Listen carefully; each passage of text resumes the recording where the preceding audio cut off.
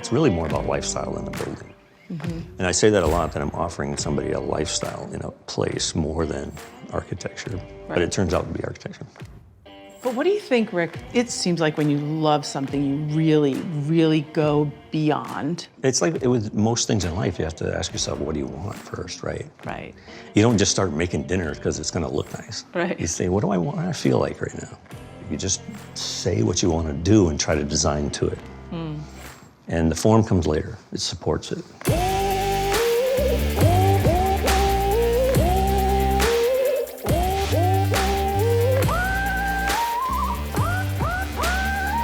And I love this quote from Johanni Palaasma. It comes from one of his writings. It said, Rick, it should be more about the verb than a noun. It's the act of looking through a window or walking through a threshold before you design that window or that threshold. What's the feeling? What's the atmosphere like?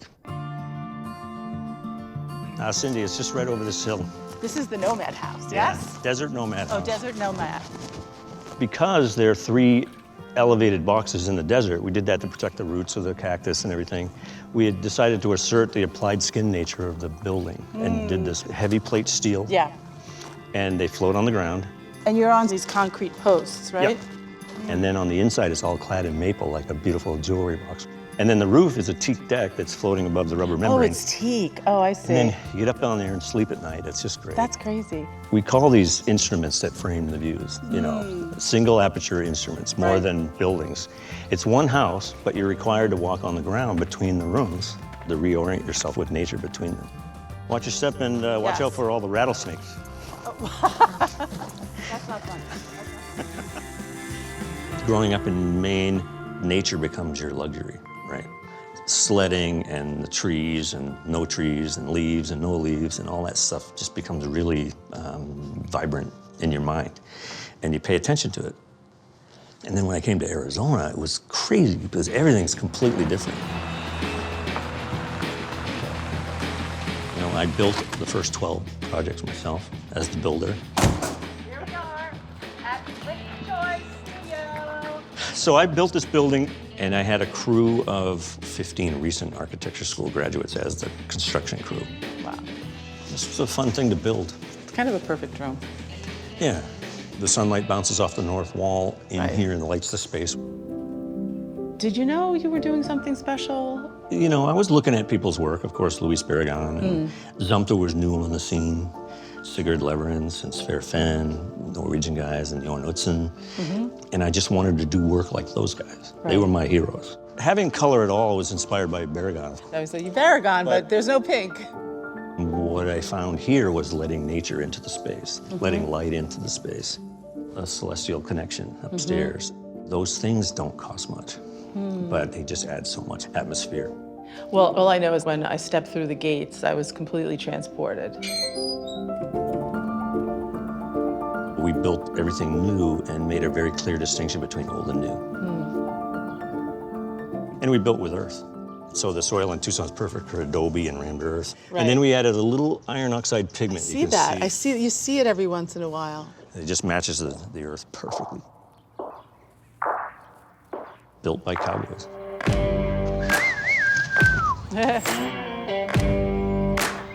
This is really one of the oldest streets in North America. This was famous for gunfights and Chinese laundries, but it's really great to still have some of the history intact here. Definitely. Tucson has really beautiful air, and the sunlight's really bright and crisp, and so when you know there's going to be a shadow, you know it's going to be a perfectly straight, crisp line. Beautiful diagonals, It's fun right? to, yeah. And then the kind of trees that we have are so lacy that the dappled light just falls on everything, and light is key. Right. And when I found rammed earth as a material, the most beautiful aspect of rammed earth is when sunlight hits it. And it's just these two things dancing together, sort of. When you said you've sort of found rammed earth, what does that mean? Well, there were some projects going on in Tucson, and what the other builders were doing is plastering. And I just took a look at it and I said, well, wait, plaster is sand, water, and cement, and why do you have to plaster it? It kind of is plastered. It's incredible. The joke is it's dirt cheap. It's dirt. When you were growing up, Were you a precocious little kid? Were you drawing? I was drawing a lot, and I really wanted to play guitar, but that was like $500. And I took up drums, and I got really good at it. Wow. And I started just playing out at gigs and traveling playing drums. Okay, but so then how did the architecture bug, how did you get there? You know, I was bike racing, and so I was super healthy, unlike all the other musicians at night while we're playing and after and stuff. I just said, all right, it's time to study architecture. And so I said, I'm gonna go as far away as possible.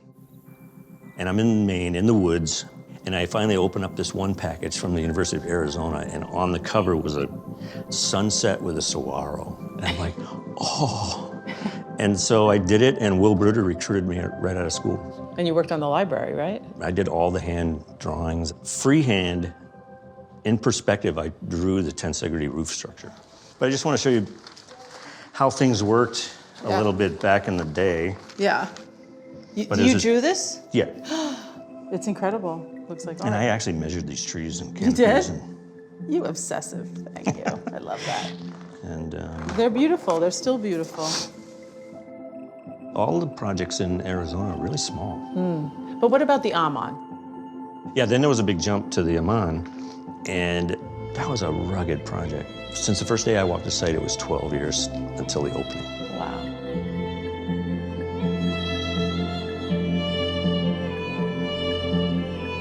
We found this great Octavio Paz poem, Wind, Water, and Sand, and we just used it as our mantra. The place became those mesas, the landscape, which are all eroded by wind, water, and sand.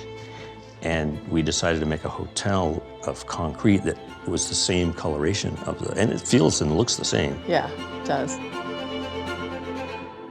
So what you see here is all the interiors that we did for the big hotel we're working on down in Mexico. It's big. How big? It's 176 standalone buildings. So there's half the rooms are tree houses. We designed everything from the little mezcal glasses Yeah, I see them over there. to Fantastic. all the dishes. It seems like place is almost the beginning of everything for you. Well, and an atmosphere. There we go. This sense of discovery, right? You hold people back Yeah. so that there's anticipation. How did you figure this out? You know, as a drummer, your job is to really set the tone of the groove, Right. the feel of the music. Good quality songs are a creation of an atmosphere, right? And it's almost like an intro Yeah. before the melody starts, kind of Right. thing, getting you ready.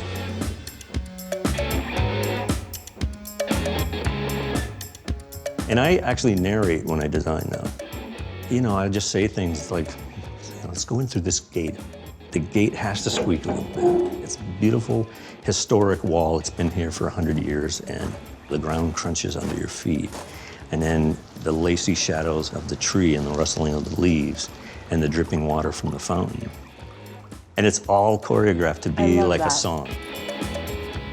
There are times when I feel like the band leader, but when there's spatial qualities and complexities and atmospheres involved and narratives and smells and colors and tactile qualities, it's almost like composing.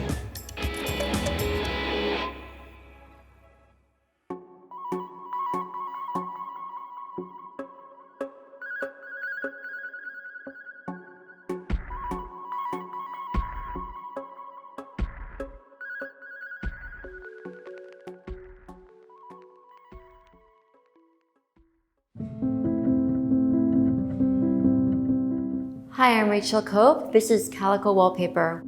Welcome to our studio.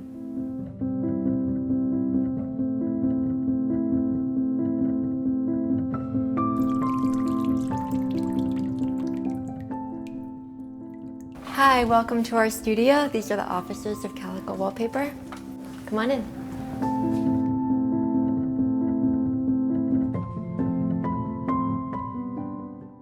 I'm one half of Calico Wallpaper. We're a Brooklyn-based bespoke wallpaper company that creates original handmade artworks that we then translate digitally into custom murals for the home. Nick and I started our company in 2012. Nick presented this idea to me of marbleizing paper. I ended up becoming really passionate about paper marbling. We felt kind of confident that we had something that we should run with. This is where we have our design and our sales. And then in this space over here, it's more of an open studio environment for art process, for sales meetings. What Nick and I loved about these two spaces is that they were like basically white box, very minimal, simple. We love the natural light. We love that we're out in Red Hook. It feels like a bit of a retreat. I mean, at least the most you can get in New York City.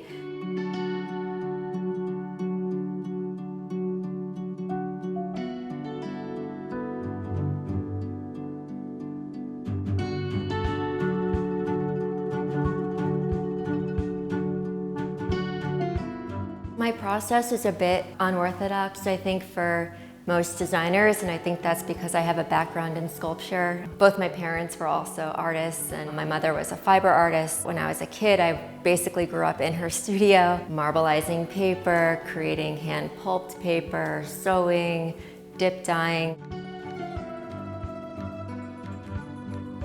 This collection is the first collaboration that we ever worked on. We paired up with BCXSY. They presented us with the idea to invert outer space to create these very cosmic, abstract paintings. We were able to source imagery of outer space, and then we worked with very sophisticated digital designers to create these impressions of outer space at a high enough resolution to print murals. Nick and I love working in Red Hook. Our spaces are very close together, so it's a short 5-minute walk from our design studio and sales studio to our new office and studio space.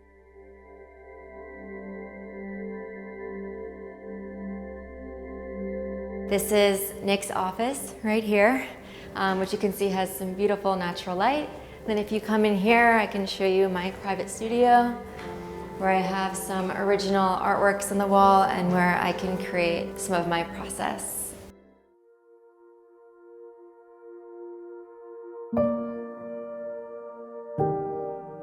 Suminagashi marbling is a form of Japanese marbling where you float ink on water. It's very painterly, it's very intuitive, it's very organic. I'll basically be using 2 brushes and I'll be touching them on the water to create these concentric circles that expand.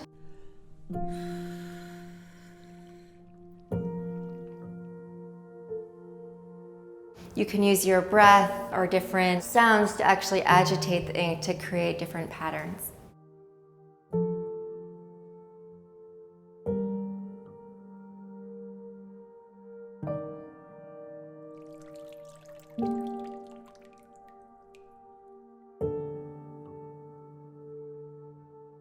Anytime that we are developing a new product, I like to create smaller scale artworks and then obviously increase them as we get more comfortable and we hone in on a specific technique that we really love. So this is a smaller experimentation where the darker hues are in the foreground and then the fine lines are more in the background. And then you can see here is a larger scale of this smaller artwork. And then here you can see how we've overlaid the kind of smoky layer with the concentric rings that almost look like tree rings.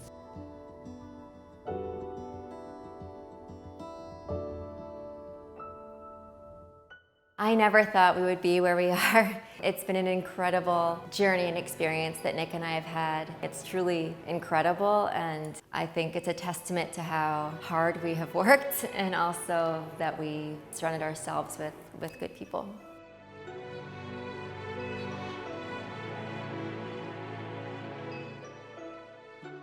Thank you so much for joining me on a tour of our studio today. I had a great time, and I hope that you take the opportunity to check out some of our collections.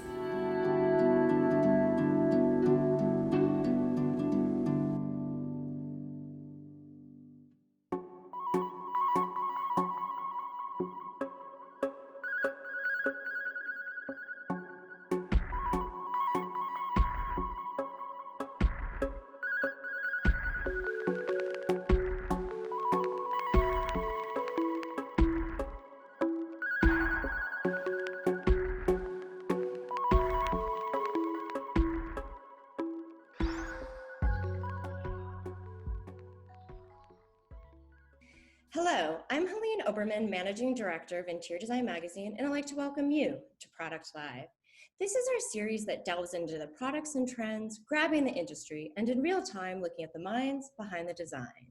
So crafting innovative design for the last 45 years, Frovi has been able to push the boundaries in the development of distinctive furniture, all the while maintaining at its heart the quality and craftsmanship of its British heritage. Every one of their new products is created in-house from the ground up, and they have a mission of nurturing creativity and to ensure they are providing the design industry with the most forward-thinking solutions for their spaces. And with that, I'd like to welcome David King, R&D Design Manager for Frovi. Thank you, David, so much for being here. I really appreciate it. Thank you.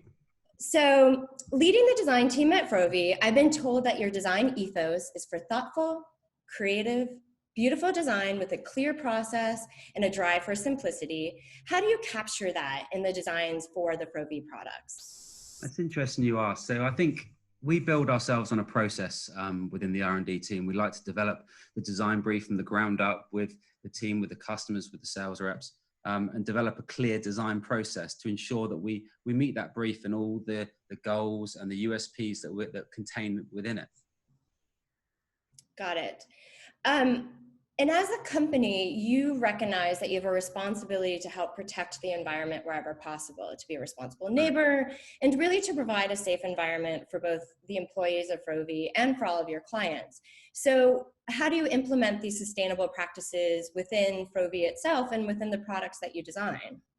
We've seen a huge shift change in the sustainability of our products and of what we're being required to do by our customers and what's generally we have to do as designers. We have to take ownership of the products that we're designing and developing and have a real thought process in the materiality, the recyclability from the ground up. And it's something that's come to the forefront of a lot of our new products that we're working on about how we're impacting the environment, how we can improve it for not just the environment, but people's well-being and their mental health as well. So it's something that we challenge ourselves with at the very early stage of the design. It comes up in the design brief where we talk around what we want from the product, what our aspirations for the product are. And that gives us a really clear, in-depth goal, I suppose, to try and achieve the new designs that we're working on. So speaking of new designs, of course, let's jump into some of the new introductions that you're launching right now. The first one being Home. Would you say the collection is a reaction to this more residential feeling that we're seeing in the workspace? Definitely, 100%. That's exactly why we designed it. It was, we saw a massive shift to that probably about 2 years ago, and we should see no sign of it slowing down. And we wanted to jump on that and make sure that we developed a product that looked unique within the workspace, that gave that real residential feel, but had the commercial mentality behind it. The way that it was designed and built from the ground up was solid. It was flexible. The accessories worked well to harvest creativity within the office environment, but it still reminded you of home, to be perfectly honest. And the soft kind of the feminine design to the product as well, just even elevated that to the next level and made it a real pleasure to work on. No, I mean, I definitely loved the curvy feeling of it. So, but you know, it's very much about the details for this product, correct? So can you just tell us some of the specific design elements and accessories that one can find in Home? Of course, yeah. So the product was designed to be flexible, both from a customer customization point of view, but also from our operations point of view, the guys that are building this. So the sheer nature that you can have it in single and two-seaters, both with high and low back. You've got the added addition of the mobile media wall, which was a real revolution, to be perfectly honest, in the booth kind of area within the market where most things are fixed. You know, you can't reconfigure. These are completely separate entities that you can move, you can adjust, you can reconfigure based on your space. And the mobile media wall also enables you to have, you've got your power, your tables, your whiteboards. So you've got a whole wide range of uses, from just keeping it as an acoustic booth to having it as a creative pod with the whiteboard. And then obviously you've got all the power and the functionality that comes with that as well. That's great.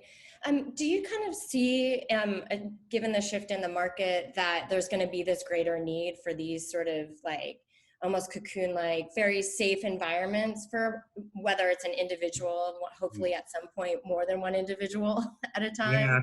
Yeah, I think it's difficult to say at this exact time, but yes, I do. I do feel that we see a lot of need for this. You know, the majority of spaces are open plan. People are task working. People are want to be more agile and need to have a space where they can use for a certain part of their day, part of their process. and the customization of home and the way that you can use it in different ways enables that. And I do feel there'll be a bigger push towards this, about us almost capturing a little bit of space back from the open plan as well. And we know that, you know, especially even in an open plan, that designers love to customize anything and everything. I mean, down to the little last detail. And I think especially with something like Relic, you know, that the possibilities are really limitless, correct? Correct, 100%. I think when we designed Relic, it was one of the first projects I had the privilege of working on here at Frovi, and we really tried to challenge what would be acceptable, what we could try and achieve with minimal components, really simplistic design. And I think that at its heart, it achieved that. And the mix of finishes and materials that you can specify on the product is what makes us unique in the marketplace at the moment. There's just the vast portfolio of our finishes is growing every day. We're constantly experimenting with new materials, new finishes, new processes as well, just to constantly elevate and keep that product on top of its game. So, I mean, obviously, to your point, you know, in terms of your products in Relic, you know, you don't really shy away from color or materiality. I mean, that really seems to be, I mean, in home as well, correct? So, you know, what's the power behind color and materiality for the brand? I think it's just giving the customer the option, the customer to feel that they're getting a customizable product, something that's truly unique to them, that's not just in its you know, a few color options which everyone else has. You can really customize every single aspect of our products, and it's something that we've held dear to us from the day that I started here. And it gives us great flexibility. And I think the tactile nature of it, you know, if we look at the Relic range in particular, we offer a fantastic top finish called our Sawn tabletops, and they're an engineered solid product with a tactile sawn finish to them. So they're lovely. They feel rustic. They feel beautiful to touch. They've got the added benefit of being hugely wearable, because you know, the longevity of that surface is incredible. So I think it's just about offering the customer what they want and keep listening to them as well.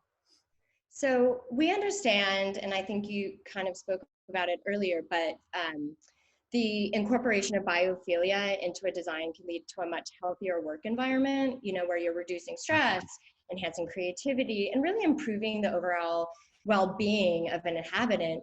Was that the thinking behind this like framework design of Relic Cloud, where you can add hanging plants and other greenery? The Relic Cloud was an incredible project. It was every year at Calico Design Week, which then is obviously followed by Neocon as well. We tried to present a concept piece, and we developed the Relic range. It was going from strength to strength, and I wanted to challenge everyone to say, look, what else could we create here? How can we add an element of well-being, an element of, you know, the biophilia aspect to our products? And the way that we challenged ourselves was to use it as a divide, use it as a space to segregate space, that's soft, warming to work at. It's if you've ever had the privilege of sitting at one and working, it's a different experience. You've got this canopy of plants above you or in front of you, depending on how you hang them. And it really adds intrigue and softness to the product. And being such a vast kind of framework on there with such an industrial feel, it's a real kind of juxtaposition of feelings as well. So it's yeah, it was an incredible project, and it's done really well for us. And I think the biophilia angle is popping up everywhere at the moment. We're seeing it in a lot of our projects, used not just on Relic Cloud, but on other schemes and everything, and people really taking cues from it. So moving into your last introduction, do you believe companies and employees are really going to look for opportunities to sort of, I'm saying, build their own colony, given sort of what the new workspace might become? I know it's a little too early to say. I really hope so. I think the Colony project, from our point of view, has been a 2-year labor of love for both myself and my team. Once again, it was our concept piece for Calico Design Week last year. We'd already developed it for a year in advance of that, getting it to the stage it was. Countless prototypes, countless iterations of framework and designs and patterns to get the stability, get the functionality behind the product correct.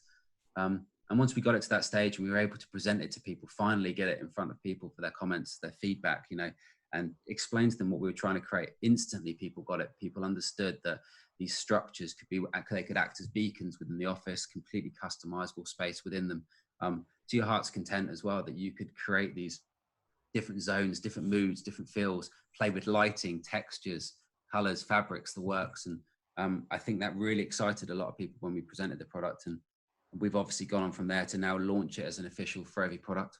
And also we've got all the kind of the bells and whistles that go with it as well. The configurator online, enabling people to customize it to their heart's content, and literally send in an order or a request for quote directly to the sales team. So it's been an incredible project to work on.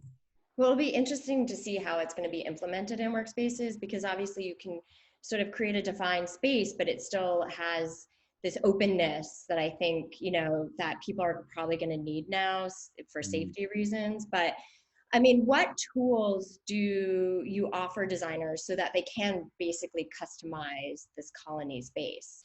So we try to offer them as much, I suppose, tools as we have as designers ourselves, and that, we have our generic CAD blocks and all the planning and specification documents that we have.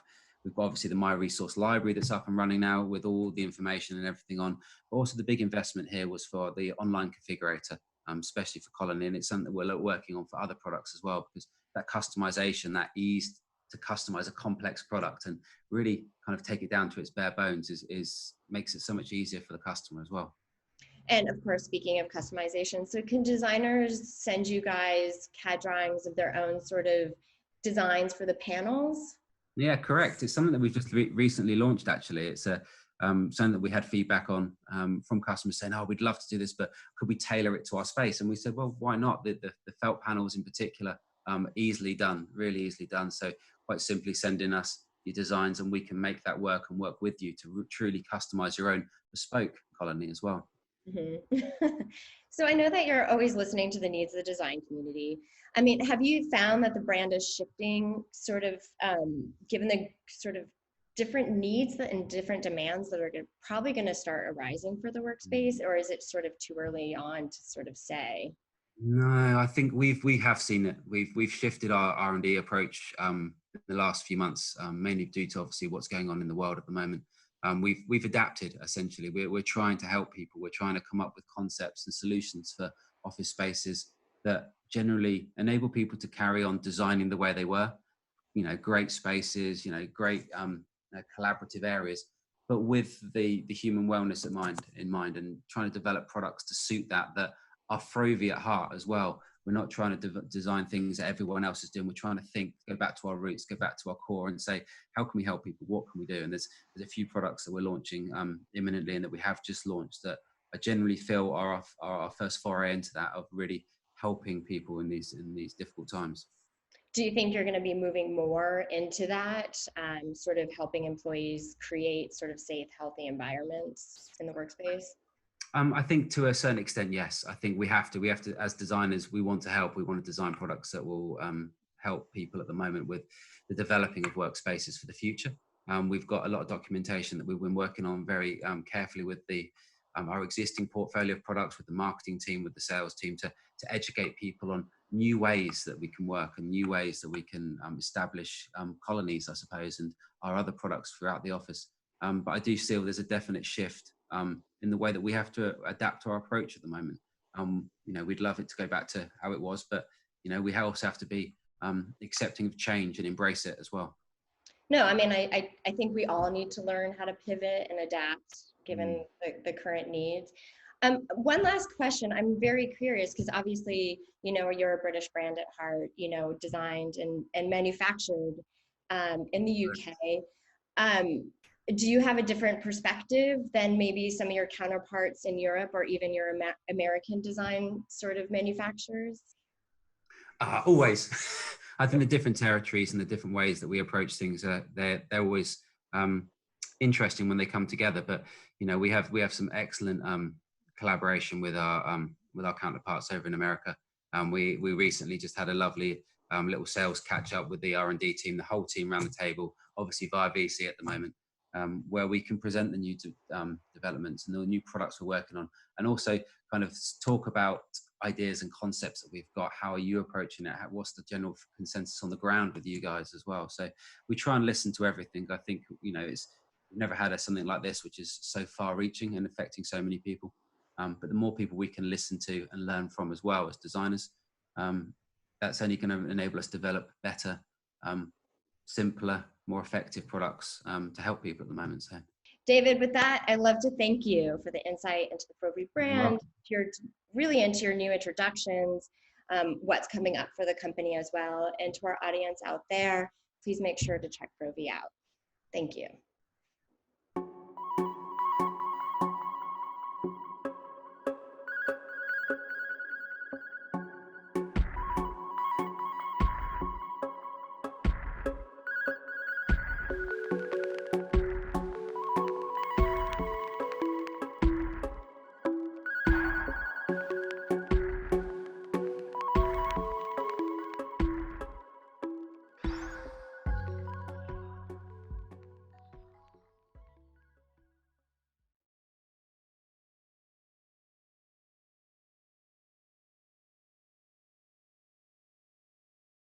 Hey everybody, this is Cindy Allen, Editor-in-Chief of Interior Design. And what I love so much about these programs is having the opportunity to really get to know a company in a deep and more meaningful way.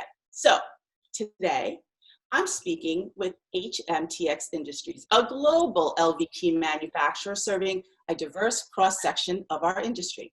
And listen to this, through 4 generations, the Stone family has grown the business from very humble beginnings to a $700 million industry powerhouse. Wow.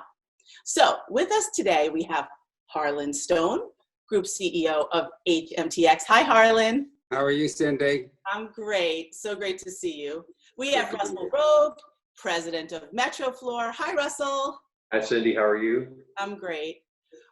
Jeff Collum, President of Techno Floor. Good morning, Hi. Cindy.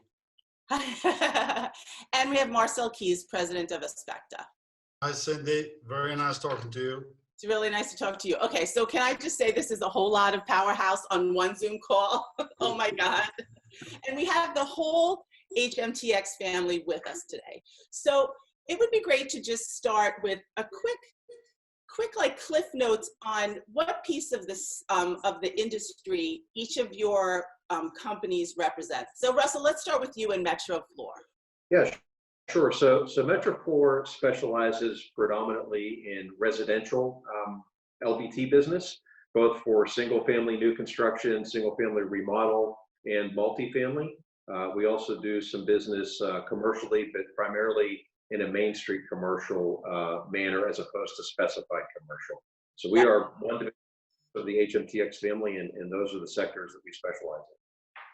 And Jeff with Techno Floor? Yeah, Technofloor is a truly 100% commercial entity. We touch all areas of commercial, but we're very well known for a long history in healthcare and education. Right, we know you for that. And Marcel with Aspecta. So Aspecta is one of the youngest divisions in HMTX Industries group of companies, and Aspecta is primarily focusing on the commercial market segment, globally speaking. Basically, we are strong in hospitality market, retail commercial, and offices institutional. One thing I think all the designers and architects would love to hear the story, first about the umbrella, HMTX. So Harlan, you can talk to us about that, but even more specifically your family and the history of the business. Well, that's a great opportunity, Cindy, for me to bring that in. So we are a family business. The Stone family has been in the flooring business since I was a baby in my mother's lap. My father started as a retailer. He rented his first store before I was 1 year old. Very humble store in upstate New York where I was born. And from there, we grew up the supply chain from a retail store to a retail chain to a distributor to an importer. And by the time I joined the business in the early 1980s, we were a manufacturer, contract manufacturing in Asia. So my first days in the business, I had graduated from college. I was out in California thinking about joining the movie industry.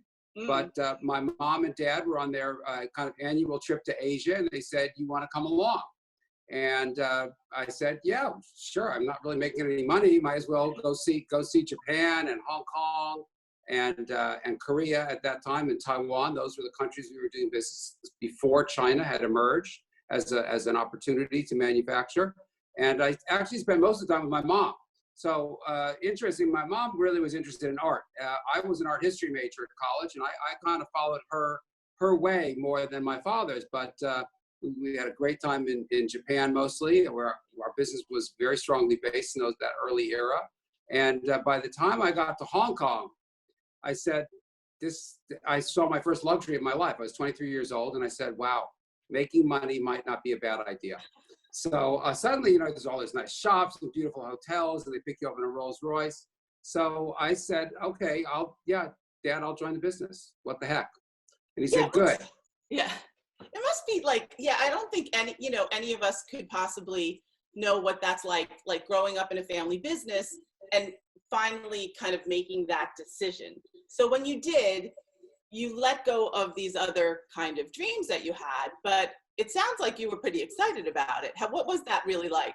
So I was excited because he said, good. And he said, you're staying in Hong Kong. I said, I'm staying in Asia. I said, yeah. I said, cool. So my career started as a young, I will say now, a young boy nearly 40 years ago in Asia.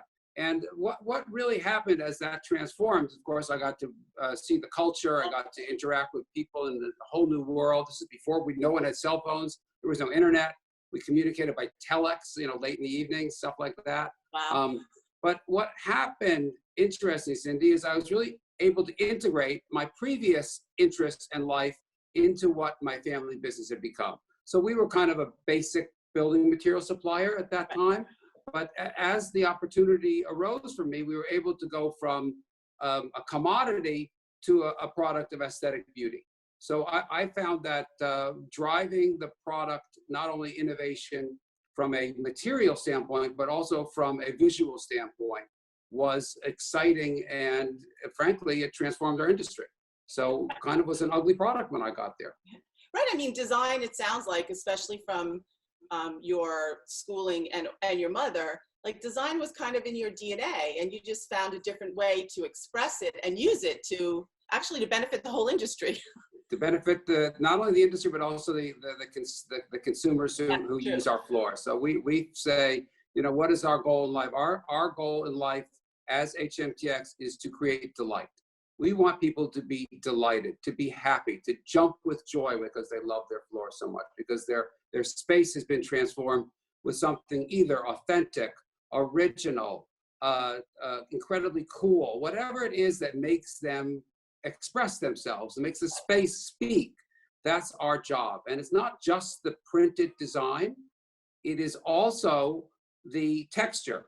It is also the light reflectivity. It's the sheen. It's all of these things mixed together. What I learned from my father, who's still alive, is still in the business, although not as active as he used to be. He's 90 years old. Was you got to look everywhere. Right. Don't leave any stone unturned. I love that you said no stone unturned, because I have to say you have like kind of the best name ever. Like first and last, Harlan Stone is like kind of a movie star name. You got to admit it. Thank you. I appreciate that. That's but you were very telling kind me of something you. behind your wall. So behind me, I'm sitting in the library of my home. You'll see there's a ton of photos. So I have a lot of my heroes up there.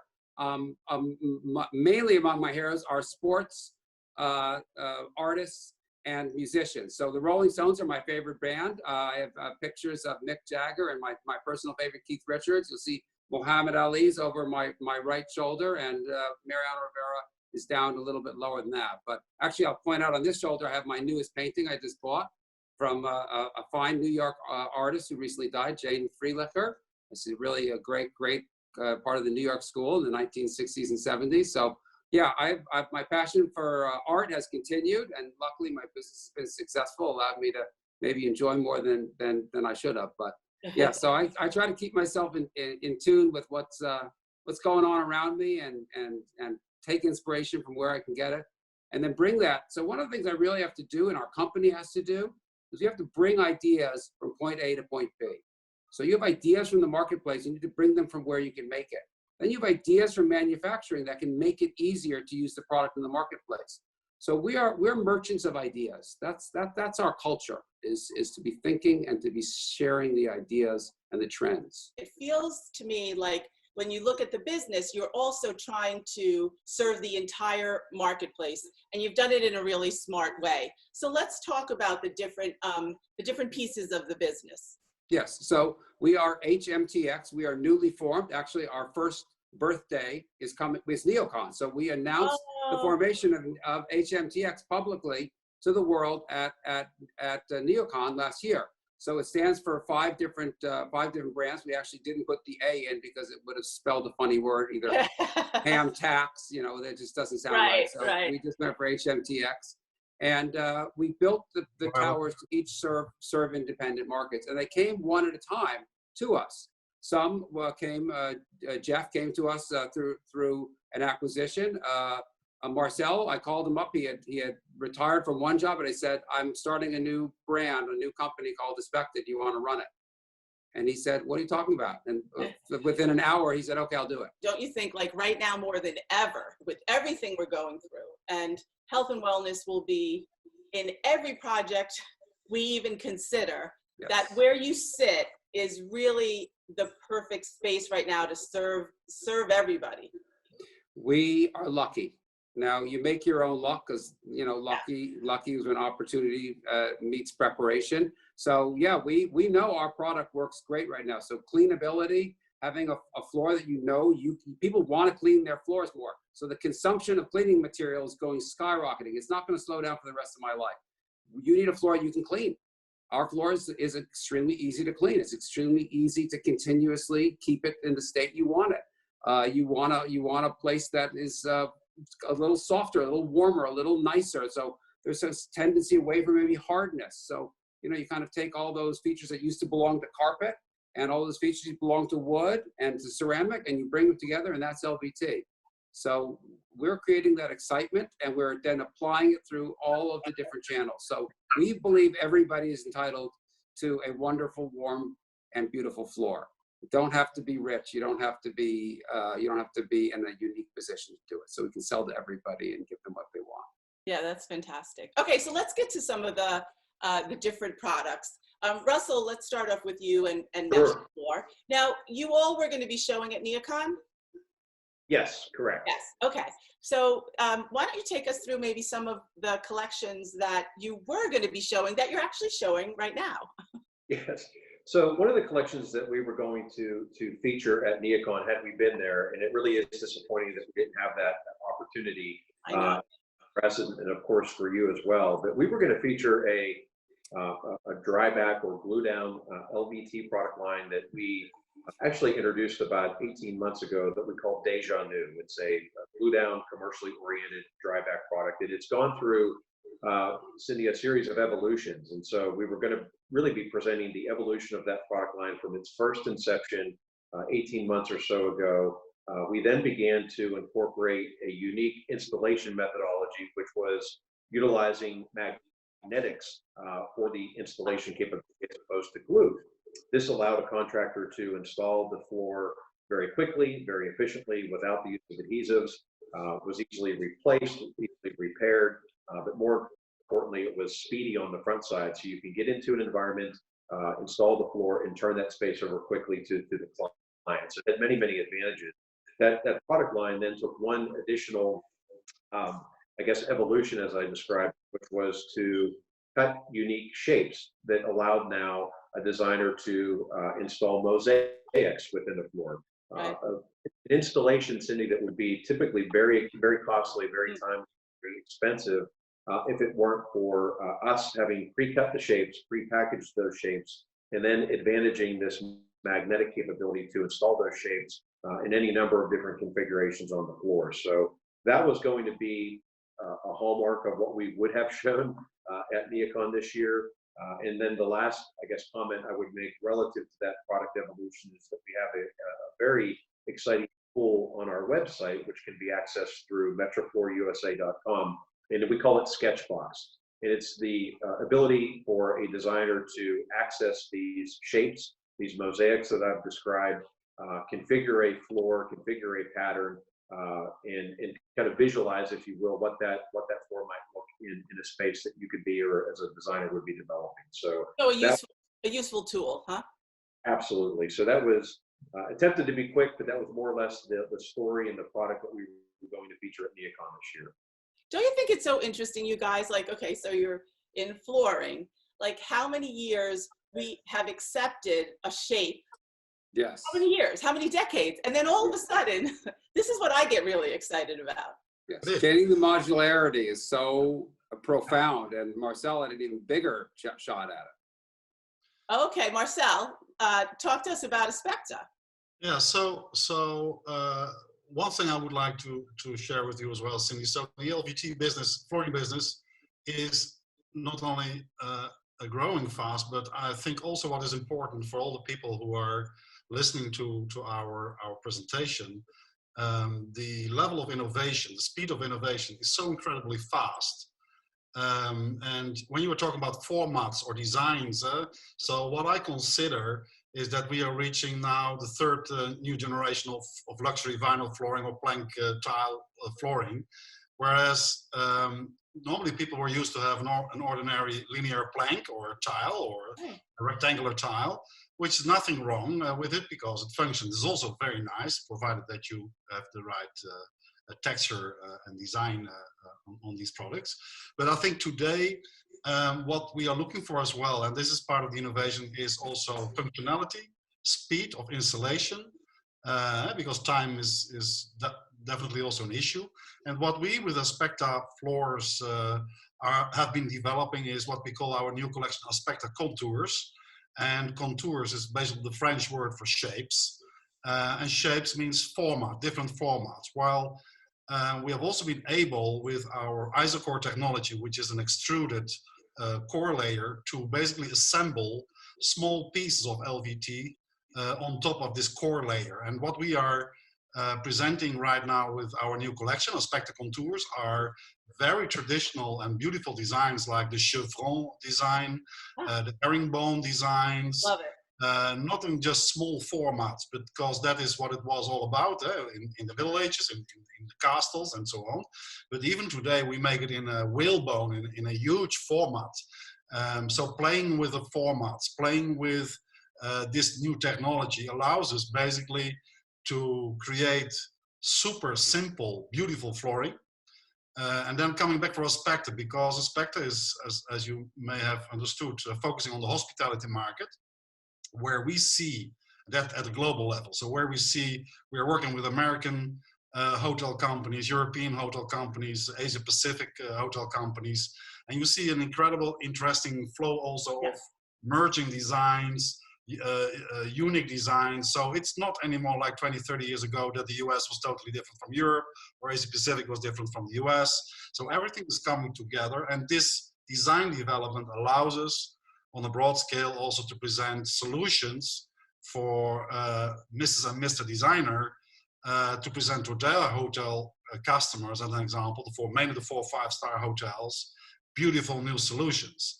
And with this product, people can really increase the image, make a clear upgrade of the environment in the room, whether it's guest room or restaurant area. So we are very, very, very excited about this. We have presented this product earlier this year in Europe. It was an incredible success, and well, I can tell you, this is really a hit. Yeah, I'm saying this. You tell me if this is okay to say this.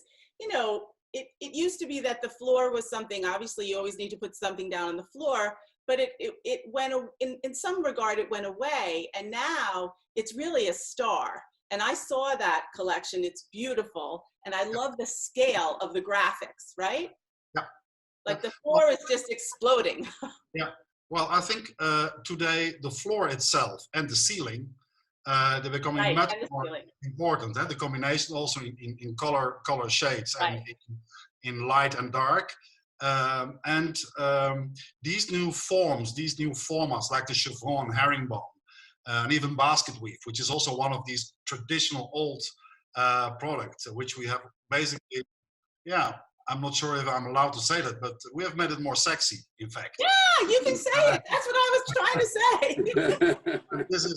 This is what people love, and the interesting, and not just designers, but also the consumers. And this is the interesting development. Is what we see happening is that people being in hotel rooms, they want to feel like home. And that's also why you see that people get inspiration from hotel, especially the new latest hotel designs which are offered. And the funny thing is they bring it back to their homes itself. So you see that hotel rooms are very close to what people would like to see in their own homes, whether it's the bedroom or whether it's the dining room or whether it's the television or the hobby room. So this makes it even more exciting, to be very honest. Yeah, and Harlan, don't you think because you covered the entire market, that in many ways, for the consumer, you're kind of educating the consumer about design? Yes, so first of all, we think design, Marcel said it best, we think design is global. It is a universal human expression. And we shouldn't consider it as only for those who can afford it. Right. So we really believe that. So we sell also a lot of products through the retail showrooms in this country. And you'd be surprised how much more adventurous and willing homeowners are to act like they're designers, and their homes are more important to them today than they were even a month ago. And they're going to be more important to them going forward.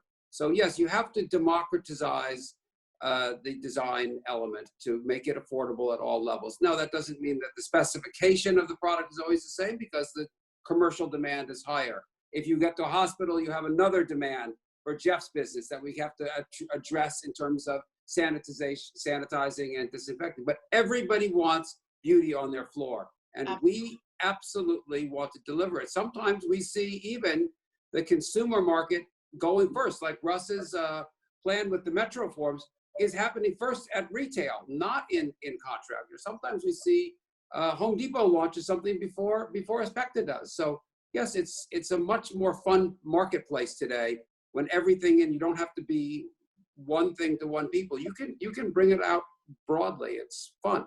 Yeah, definitely. Flooring should be fun. So we have a saying, I have a saying in our company, we want to make flooring fun again. Flooring is fun again. Let's make flooring fun again. That's our job. That's my campaign slogan. I want to make flooring fun again.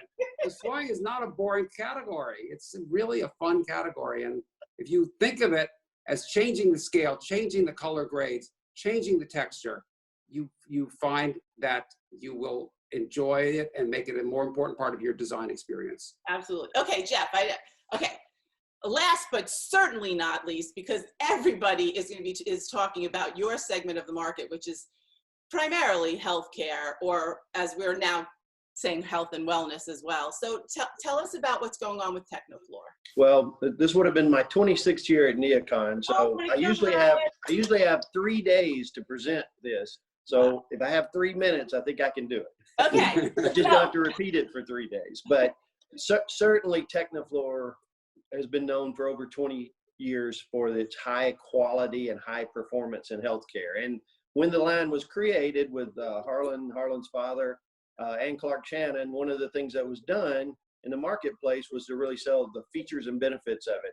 And let's face it, it wasn't as much about visuals, although Technofloor brought the rich wood visuals to the market that transformed healthcare, where all of a sudden you walked in and you felt like you were in a home with hardwoods. And that was the intention of the designers and architects at that time. And certainly we took advantage of that and brought products to market. I think the biggest change is that we saw simply wood grains grow to about 8 or 10 years ago. A lot of gray hues were mixed into what was being used, and we started producing gray woods and grayish woods. Now you see the blues really influencing that. I know it's the Pantone color of the year, but it's been for 2 or 3 years requested and easing into our product line in ways. I think one of the biggest things for the audience to know is that Technofloor built its merit and built its brand on the fact that sheet goods were healthy, that our antimicrobials, our antibacterials, our no seams gave us the ability to give a healthcare facility the cleanest environment possible. About 10 years ago, it started to move into LVTs also. So in the last 5 years, once Harlan did the acquisition of Shannon Specialty Floors, which is how I joined Harlan after knowing him for over 30 years, is that our product line now is over 25% of our revenue is generated from LVT also. Last year at Neocon, we won a Best of the Neocon award that was performed around our coordinates lines, where we took sheet goods and made them coordinate with the LVT. In fact, some being the exact visual, but in different modular shapes and sizes.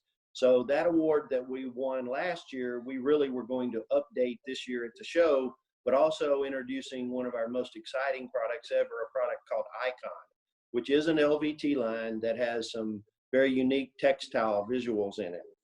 So we have the ability to mix the wood grain, warmth, and the textile visuals also now. And Icon is the fastest takeoff we've ever had in a new product. We've introduced it.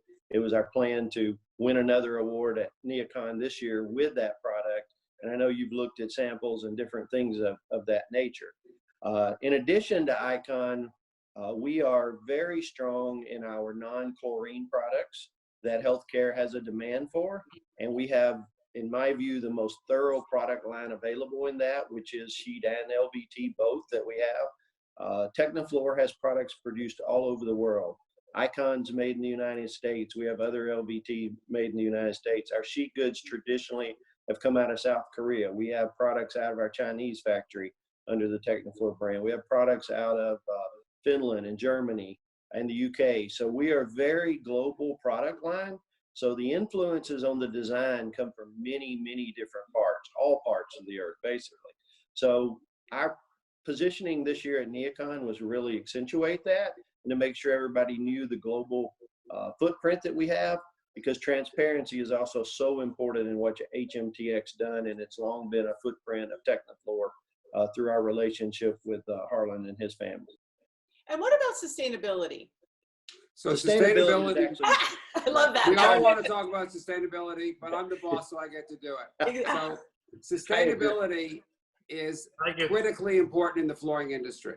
And we were playing around with it until we went out and hired a brand new position in our company, a chief sustainability officer, Russel Rogg, who's very, very well known throughout the industry and throughout the sustainability world. We call her the rock star. She's the Mick Jagger of sustainability for sure. And we've really made it core in everything we do. And from sustainability, of course, you get low carbon impact, you get safe materials. But really, I think Jeff hit a very critical point. We took sustainability past that to transparency. So transparency is the root of sustainability, because if you don't tell the truth about your product, if you want to hide something, you can never be sustainable. And we are not we're not a transparency leader in the flooring industry. We're a transparency leader, full stop. So we have gotten certifications of our factories and their transparency and also their just treatment of their workers, first in the world to ever do it in Asia, not in the flooring business, not in China, in Asia. So we value transparency as basically saying, we're not only going to tell you we're going to tell the truth, we're going to spill it all on a piece of paper, and you can look it up anywhere you want. So we found that transparency was why we put HMTX together, because we became, for the first time, so you mentioned we're a $700 million company. Actually, we were a $700 million company last year at NeoCon. We are bigger this year. So we would have put out the new number this year. So we're going to still hold that for another surprise. But we decided we got to tell everybody everything about us. We got to really expose everything that we are to the world, because they will feel better about us. Not because we're proud of our size or our growth, but because people want to know, who are you in this industry and what do you represent? And we believe we represent the best of the world. And that the world, if you tell the truth and you're transparent about your products, you will encourage people to trust you and buy your products. Do you have a slogan that's that I was reading and I thought, wow, it's that people before profits. I thought that was a very powerful slogan. Yes, so people before profits is one of our 3 or 4 lead slogans. And you know, this is how I personally live my life. I have a very philanthropic life. It's how our company behaves, and it's how we treat not only our own workers, but the workers in our factories. We take very good pride in how they're treated, and we want to do business with people that have the same values and ethics as we do. And we find that connecting on that ethical level has brought us opportunities at some of the biggest names in the world. Sustainability innovation, design, and the most important thing, making flooring fun again with our good friends at HMTX. You guys were fantastic. And we did it. We did it. It seemed like, how could we do it in such a short period of time? You were amazing, you guys. And I feel the good energy about the company from top down, which is really, really important. So thank you. We're having a virtual NeoCon Love Fest right here. And I will see you in person next year. God willing. Yeah. Thank you, guys. Take care. Thank you, Cindy, Thank so you. much. Thank you. No. Great.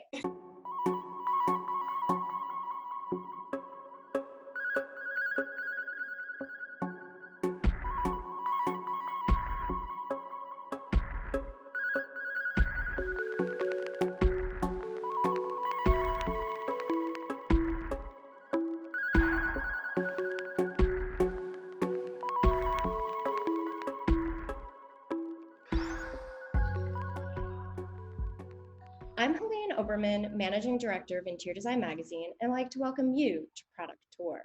This is our series that delves into the products and trends, grabbing the industry, and in real time, looking at the minds behind the design. And today we have Belwith Keeler, not just any ordinary hardware company. It is steeped in over 125 years of history focused on quality, craftsmanship, and design with a capital D. With me, I like to welcome Nikki Grantham, OEM Sales Manager and Design Trend Forecaster, and David Warmenhoven, who leads design and innovation for the brand. Thank you guys so much for being here. It's really exciting to have you on today. Thank you so much for having us. Thanks. Yeah, thanks for having us. So, given the established history of the company, you certainly have a unique and well-defined approach to how you design your products. Can you speak about how you've been able to service the furniture industry over the years? And Nikki, I think this is probably for you. Yeah, this is my wheelhouse. Yeah. So we started in, the company was founded in Grand Rapids where furniture originated. As things transitioned into North Carolina, of course, we moved and have offices in North Carolina, and that's where I'm at, because that's where the heart of the furniture industry is. So we've been involved in every facet. If you were to look through a history book of design, we've been involved in every facet. We've worked with people from Steelcase when they were making the metal desk back in the day in Michigan.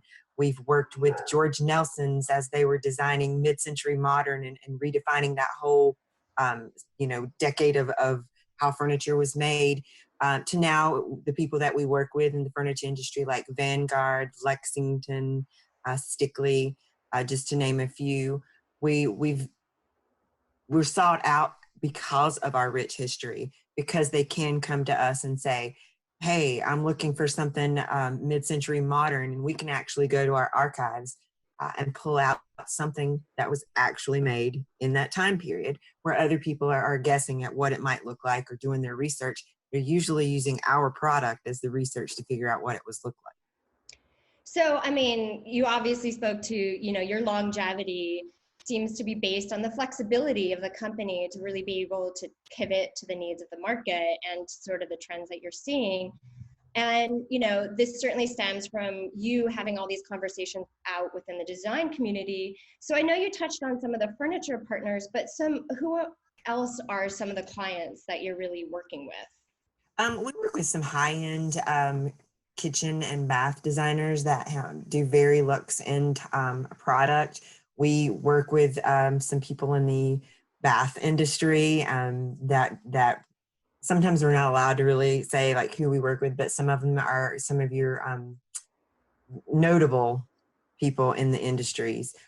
We also work with companies. Back in the day, we used to do stove handles and worked with people like Viking doing things, helping them with their product. It just really depends on, one of the great things we've been able to do as the world shifts and changes, we've also been able to manufacture things that the world needs. So we were vital in the war efforts as we would make magazines for machine guns and things like that back in, I want to say, the 40s and 50s. So we've done a lot of things that have been transitional as the world has changed. The thing that we kind of do a little bit differently now than how it used to be is that furniture companies would lead the way in really what the next new trend would be. We've taken that a step further. So we go to where the actual trend starts from. And usually that's on a runway. Everything is kind of rooted on the runway. So we attend every type of show, textiles, fabrics, furniture. I go to several of the runway shows, to see what's the next new. The great thing is you can log on and kind of see what's happening in Europe as far as seeing some of their runway shows that we can't get to. And especially in the times that we're in now, that's basically what I've done for 6 weeks, is just log into these seminars and attend all of these virtual launches, because things are changing so differently. But we take it to the runway. We look for that little essence of a trend, and then we're able, because of our relationship with the furniture industry, to validate that trend. So if we see it on the runway and we see it in the home sector, we kind of know the next natural transition is the kitchen and bath. So again, we kind of follow that path. And once we have enough validation that something's not a fad, it's an actual trend, then we have this fantastic, state-of-the-art design team that has such diverse backgrounds in their styles and the things that they draw their energy from. So you give them a trend or that nugget, and then you get to see what different independent designers pull from that. So I think that's where it's not that there's one creative director saying, here's what you do, here's what you design. It's a nugget, and it's really their interpretation. So we take it from their interpretation to see what emerges.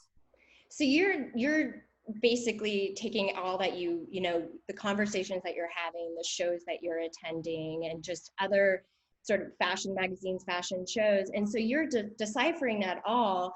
And then you actually put out sort of a quarterly trend report, correct? Yes. And so what is this report, and basically who are you sharing it with? It's to start with, what we do is share it with the design team. So I compile the information. It's visual. What I don't want to do from a creative standpoint is I don't want to give someone so much that it guides them into what they design. So it's all very visual. It's things from the runway, things from the furniture shows, things that I've seen. A lot of times I watch the red carpet. Some of the best inspiration comes from who's wearing what on the red carpet and what the response is to that. Everything goes so fast now, you can get something really quickly from there, and it's developed into some great design. So it's a visual report that's given to them. There's anywhere between 12 and 15 images that or trends that they are given, and then they take it and they're swept away to some wonderful little warehouse Coolio type place, and they do their design thing. What we also do is some of our retail customers, some of our higher end showrooms, some of my furniture clients will request a meeting with us. We don't hand them the report over. What I do is go in and I present it. And sometimes I'll have tactile, things that they can touch and feel that help explain that trend. What's fantastic is we used to get our inspiration from the furniture industry. Now I have furniture people going, hey, when can I get a appointment? I want to see what you got trend wise, because they're trying to find that, that diamond in the rough, that new thing. If you've got 12 different furniture companies subscribing to one big powerhouse trend forecaster, they're all kind of getting the same information. So ours is kind of honed in and catered, and it's from a different perspective. And we found that it's been really coveted. Well, it's great that you're sort of leading the design now and leading Absolutely. the trends, and it's interesting. So obviously, you're looking at all styles of trends too, especially when you're gathering, whether it's from fashion or from art or from the home market. And you're looking at materiality, and you're looking at finish, and you're looking at color, and you're looking at pattern. It would actually be really interesting to sort of hear from you what you're seeing on the market, or we're just seeing maybe this spring that is sort of on trend for the industry. A few things that I've seen that are on trend. We honestly, the biggest thing on people's mouths right now is home office and how things are going to change. And so there's a lot of the furniture manufacturers that did the launches virtually kind of shifted, and they backburnered some things into October, and they kind of went into their home office and thought, how can we make this new again. So there's a lot of emphasis around that, a lot of emphasis around making the home more your castle. You know, this is where people have been for months now. How do you make it yours? Because someone's sitting around and they're looking at their kitchen cabinets going, you know, I really want to change this, or I really want to do that. So that's really the trend has been on the home. A lot of golds. We're still seeing people kind of going, you know, I'm looking at my house, I'm looking at my kitchen constantly. I'm really sick of looking at satin nickel. So you're seeing people get a little bit more risky with what kind of finishes that they're willing to put in there. I think they're also seeing this emergence of, you know, you only live once. And we all learned that very quickly. So, you know, so I don't want to swim upstream like everyone else. You know, I may want to jump to the side, and instead of having the satin nickel, hey, I might want to put copper. I might want to go with this gold. And the golds, you know, they keep shifting. We see the shinier kind of brassy color coming back in versus that matte that we've seen for so long. Pops of color. I think people looked at their monochromatic palettes and went, yikes, did I do that? And a great easy way is to add that pop of color. We've got a collection that we launched called Bella Claire that has like a clear acrylic area. And in that clear acrylic, what we had was the ability to highlight whatever pop of color it was that they were putting. Instead of locking somebody in and saying, here's your you know, cabinet hardware and it's bright blue and you're stuck with it. No one's going to kind of want to live in that palette for a really long time, especially the generation of homeowners we have now. So with that clear, they can paint those cabinets a bright blue. They can paint those cabinets red, and you don't have anything fighting with it. You kind of emphasize it versus fighting with it. Another great thing we have is the ability to accelerate to market. So another collection that we have out that's called the Call It collection. I was inspired when I went into Christopher Guy's showroom. He built a showroom here in High Point. It's the first freestanding building we had in over 10 years built. So it was kind of from a furniture perspective, we saw a great shift to this market coming back and buildings being built downtown High Point. So when you went in, it was like it was an open two-story wall that he had mirror pieces placed together in this pattern, and it looked like this, like someone took a mirror and just busted it and it just landed in different places. And that's called Call It. I took pictures, I came back, I threw a report together and I sent it off and I said, guys, I was like, I really think there's something here. They looked at it, there were several different designs, and then the one that we landed on has this great Call It pattern on the side. So in the profile, when you're looking at your cabinetry, there's a recess and you can see a different texture in the recess, and that Call It pattern kind of pops out.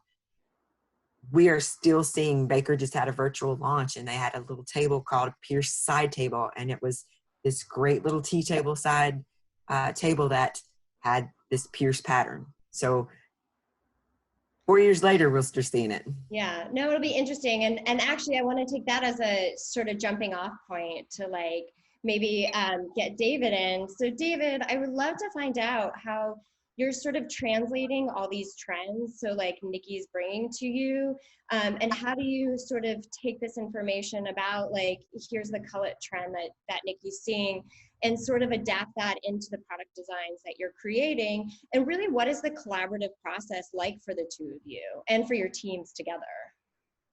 Yeah, so one of the first things we do is when we get a trend report from Nikki is we go into what we call our war room, which is basically stand-up desks, whiteboards everywhere, markers, paper, pens, and tape and cardboard. So not only do we sketch these things, we mock up prototypes, we have 3D printers, but we try to really think openly at this point. We don't want to think about so much manufacturing or draft or can this thing be made? We're thinking like really open. We are a company that will be 130 years old. We're known for a lot of metal pieces and metal work, but we always like to incorporate new things and new materials, new processes.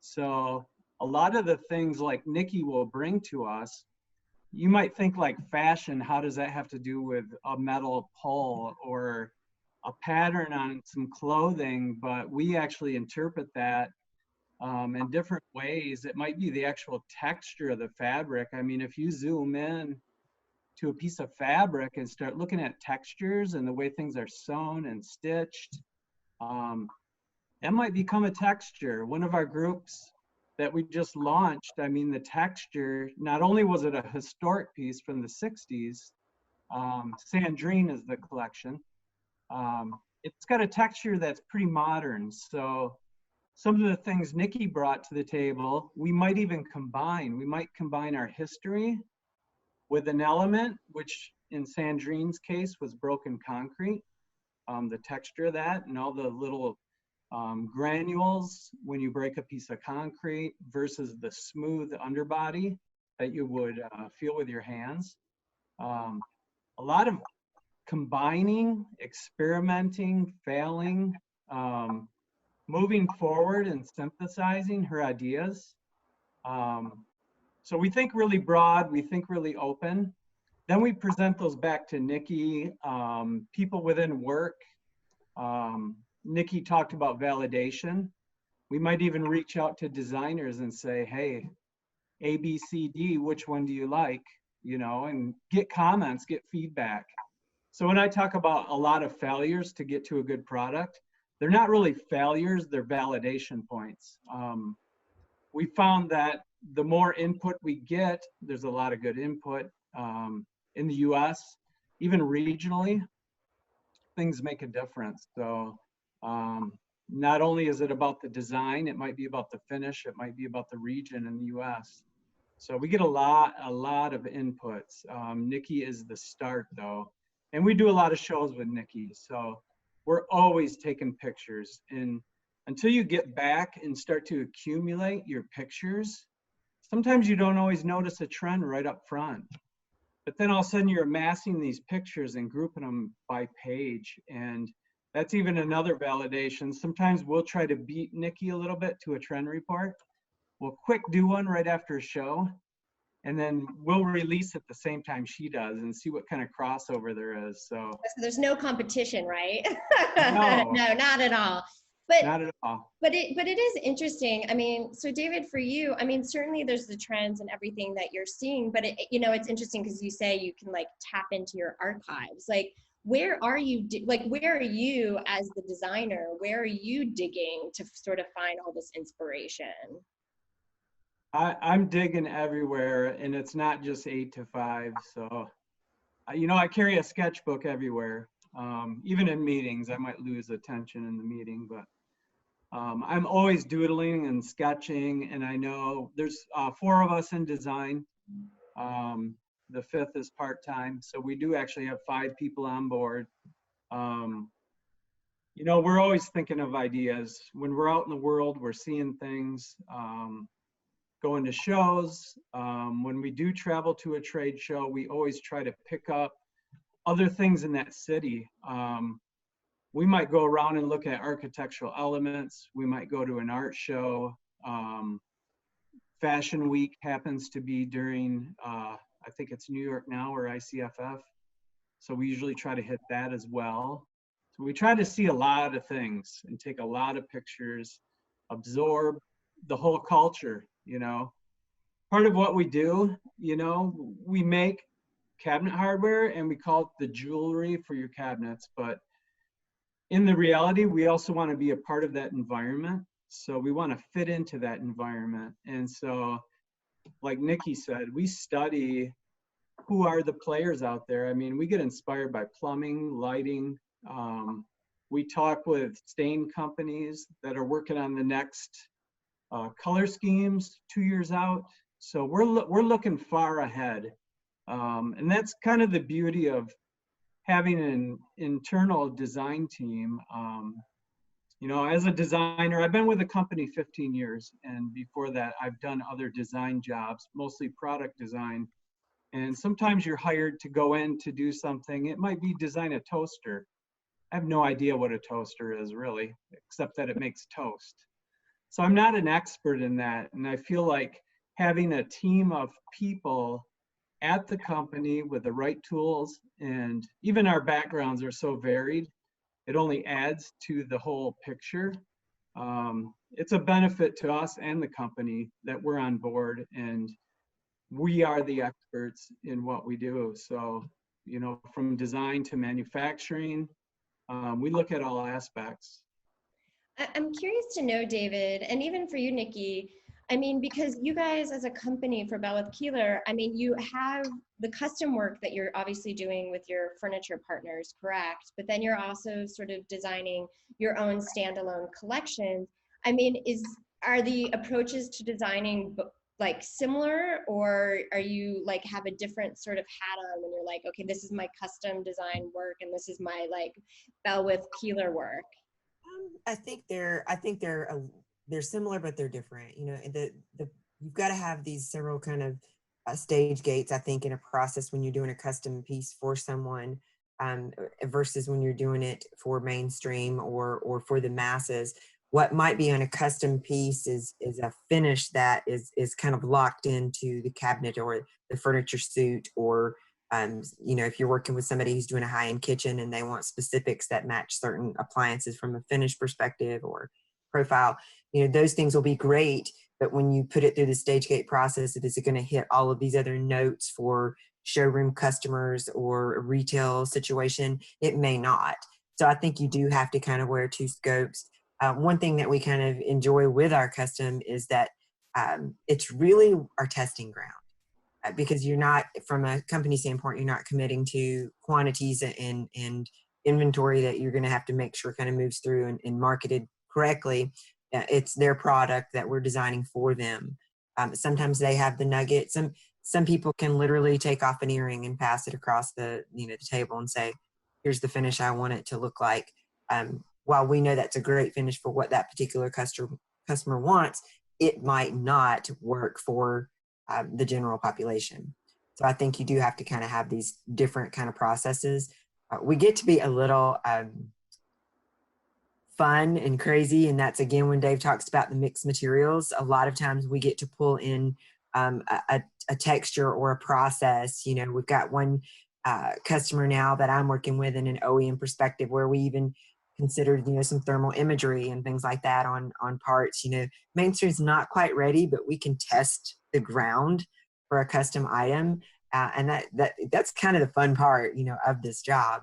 And again, they covet our trend forecast, and they our ability to make product better than most other people. You know, that's why we're sought out. So. You kind of touched on it, Nikki. I was curious, especially given the current climate in the world. I definitely feel like challenging times can lead to innovation. And I'm just wondering for both you and for David on the design side, you know, are you guys looking during this time to sort of explore new technologies or processes or even capabilities for your products that are really aligned with what's happening in the world right now? Absolutely. And I'll let David speak a little bit further on it. But one of the things that we did, like as a company, when we were all dispersed to our homes, is we sat in on every possible roundtable design meeting that we could. We all took notes. We all got together, put our heads together and sent documents back and forth. Here's the ideas. Here's what we saw. Here's the things that are coming. You know, for us, even having a retail channel, you know, I sat in on a lot of retail conferences because the way the consumer is going to shop is going to change. So we had to start thinking about that from that perspective. Is, you know, we're a tactile industry. They want to touch and feel that piece of hardware. How's that going to change? People are going to be more sensitive to cleanability. How is that going to change? So there were a lot of things that we took from it and have already started, you know, working with finishing. You know, how do we make this finish cleanability different? You know, what industry can we pull from to see what they're going to do? Do we go into the medical field to see how they use, you know, what finishes and procedures and blah, blah, blah. So we've really went down many avenues, and Dave can speak a little bit more about some of the things from the technical standpoint that they're working on that they've seen from the shift. Yeah, I agree. I mean, Nikki nailed it. And you know, part of the pandemic, I think, is bringing out a lot of innovation and just ways of thinking. So, you know, I'll be spearheading innovation as a separate department, kind of outside of the hardware. So it may be in the hardware, but we're also looking at a lot of new products getting into. Our manufacturing is capable of pretty much producing whatever we can design. So, and I think that's true in the world today. Like if you can design it, everything's so advanced, you can pretty well make it or start to build it and get it made. So that's kind of a nice thing. But when we talk about innovation, we're not only talking about products. One of the things we hope to spearhead is, as a company, especially in the hardware industry in our market, innovation to us is not only the product, but it's the customer service. Can we do things different? Nikki mentioned shopability. Are we doing our best at that? What can we do different? So we're going to be looking at things. I mean, even packaging. Some of the products we're getting into, pulls that are longer, possibly bath products, you know, electronic door systems, all these things that come with it. Not only the product, but you have the packaging, you have the ink, you have the shipping. How much space does it take? These are all going to play in innovation. So we're looking at how people live today, how things are changing, what products will they need. We're doing a lot of human-centered design, a lot of studies on people, what's out there, what works and what doesn't. So I think it's going to be a big driver for sure. Well, I think as a company, I mean, if you look at the 125 years, you know, you've weathered the storm through a lot of global issues. I mean, whether it's, you know, a world war or, you know, a depression or a recession or a pandemic, and you've obviously have been able to sort of pivot and adapt. And David, you were speaking about it, like it doesn't always have to be a door handle, right? It can be a machine gun, you know, or something else, and looking towards what the future is. And I mean, have you guys, obviously, David, you did speak about it, but forecasting really what is the future of the company and products moving forward? Yeah, I mean, we talk about it all the time. We're not a huge company by size. I mean, we're under 500 people, so we do fit that small company model. But the beauty of that is we can go in and talk to the president at any time. And so everyone is on board with what is happening. We're constantly, our owner is a very creative person, so he is as well scheming up ideas. And he owns other companies too that also support us. So he's got a company that we can, you know, utilize for any engineering or electronic type stuff. And so we have a lot of good resources, and we're open to new ideas because we are small. There's not a lot of tiers to go through to get approvals, and which allows us to move fast. I know we talked about too, Nikki talked a lot about the differences between OEM, retail, and showroom. Those are like our three biggies. And there's a lot of similarities, but there's a lot of differences too. And one way that we stand out as a company is our ability to move quickly. So because we have in-house design, we have trend people, we can create it, we can tool it, and we can produce it and distribute it really quick. And that's the appeal I have. I've had other design jobs where it might be a 2-year process. At Belwith, it's much, much quicker than that. And I find that attractive to be able to move, produce, see the results, go to the next thing, and always be on top of it. And I think that's why Belwith Keeler is a trend leader too, because we're always coming out with the next new thing. We have a lot of patents right now, and patents cover you for quite a few years, but you don't want to police patents at the same time. We do it, but our way of staying on top is to always be coming out with the next new thing. Yeah, I mean, I think a lot of companies do that.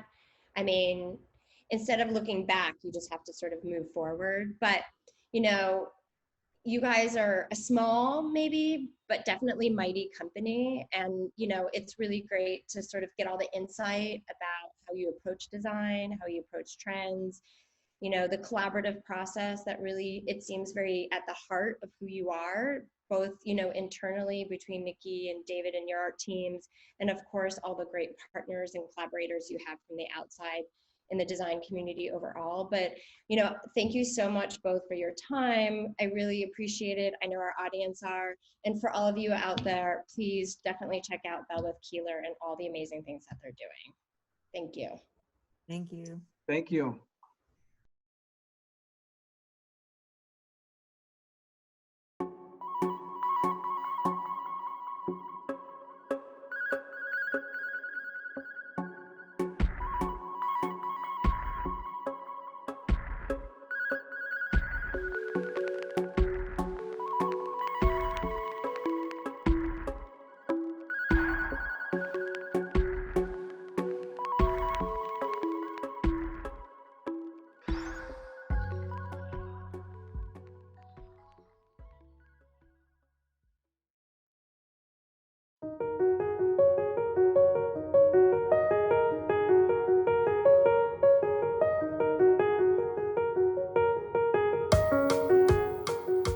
Architecture for workplace shouldn't be based on fashion or style.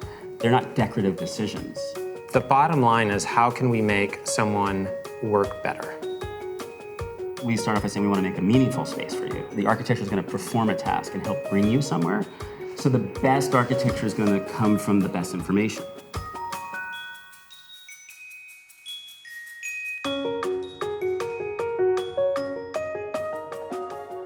If you look at all the people getting off the subways between 8 and 9, you know, they're not going to the Metropolitan Museum of Art. They're going to their workplace. When we came into this work in 95, 96, you really didn't see a lot of architects spending a lot of time thinking about what these workplaces could feel like, what kinds of emotions they could elicit in the users, how you could benefit large groups of people. I think a lot of people see this now. Well, now you look really smart. Yeah, we're really lucky. Yeah, right. Wow. Welcome to your office. This is so beautiful, you guys. It's crazy, right? I would look at this space and say hospitality. Right. Yeah.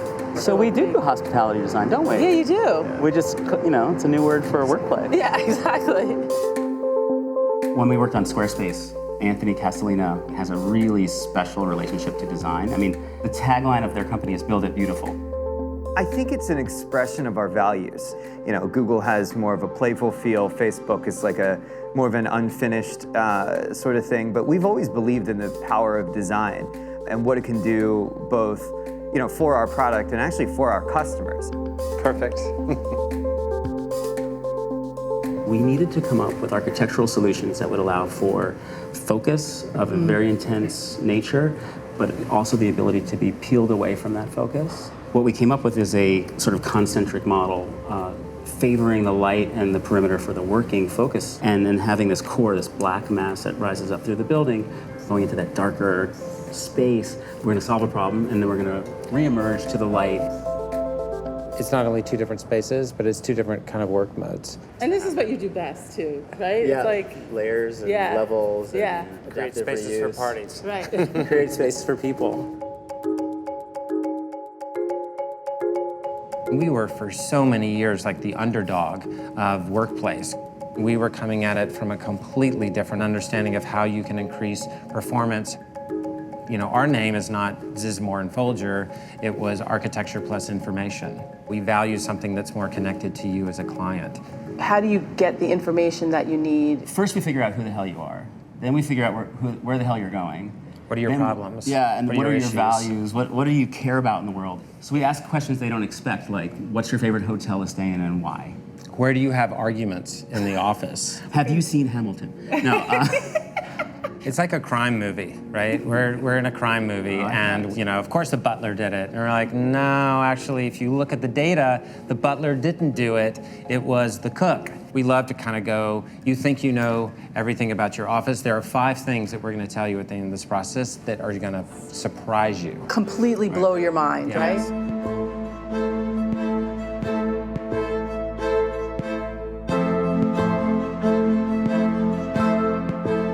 I think they probably interviewed 70 or 80 or 100 people within my company about what would you like to see in your new home and how would that feel? You have these executives who are committed to transformation. In the end, they walk their architectural project and can talk about the mission of their company through the architecture. We call it like walking the mission statement. Those are the best projects. We went from 80% office, 20% open, to 80% open, 20% office. That's a pretty big cultural change in terms of people's perception of how they're going to work. It's basically, we're all in this together. Our space finally represented who we were. This is the tree house. This is the tree house. We're finding opportunities sectionally. Everybody feels kind of connected, right? Yeah, but there's a porch. Let's go. Yeah, you have the ability to address the group. It's like the Pope. It's papal. Yeah. It's very papal. All right, so we're sitting amongst the pussy willows. I don't know that's what they're called. We would design these spaces with these clean surfaces, and then day 2, a ficus plant would show up and somebody's fern would show up. And so one of the beginning goals here was how can we integrate botanicals in a way that supports the architecture and in some cases even provide some functionality to it. Okay, what does Brad give you? That's easy. Hives. Just kidding. The biggest thing is humor, obviously. I like this section. Yeah, can we just devote Can the we whole just do thing? this? Yeah, we'll just, I know where his buttons are too. He does. Our partnership has lasted 20 years because of how we treat people, how we think about commitment. You know, there's so many It's things. values. We share really similar So values. what does DAG give you? One of my favorite stories is we had done that first project I told you about, and it was met with great fanfare. The director of the entire company just tore it apart. And DAG reminded me, well, that's what it's going to be like if we try to tweak models. You know, whether you're doing art or music or architecture, people are always going to say, no, that's not the way, you know, I heard it before. Okay, where the heck are we? Welcome to the future of workplace. What we're trying to do is bring smaller companies here that their workforce lives in Brooklyn. So this will all be this development that is both retail and commercial. This building is ours not to ruin, right? Yeah, look at this. This is fantastic. More than anything, it's about building a community. Well, that's the way we do it in Bushwick. Retail is no different than workplace, right? At the base of all of this is interaction. So we're taking all of these things that we've learned and we're kind of extending that out of the workplace into the building itself. You want to learn about this stair? Are you kidding? Yes, this is incredible. Well, it's the largest commercial building in the country, Yes. except for the Pentagon. We did What the else? stairs, we reimagined the food hall on the second floor. It's all the retail spaces on the first and second floor. Oh my God, this is just Yeah. so magical. The public parts of offices need to catch up to what architects and designers are doing inside the leasehold. Brad and I are just show folk, really, who want to tell a story. And the entire office is a storytelling device. The story here is that iHeartMedia really rules the airwaves throughout the country. It has the most radio stations, and we took that concept and we brought it to a physical architectural expression. Bob Pittman's marching orders were very clear. He said, I want people to walk in the door, and I want them to get it in 5 seconds. The idea is that you're walking across the radio dial.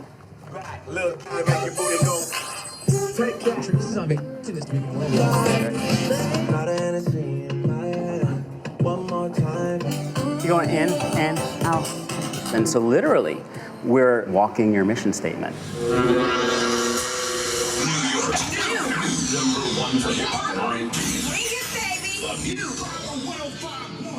we knew we were creating something in Manhattan, but we also had a sense that we were putting together the design DNA for the entire company. And that's really, I think that's the key to the new workplace, is trying to connect the employees with the excitement that they're creating in the world.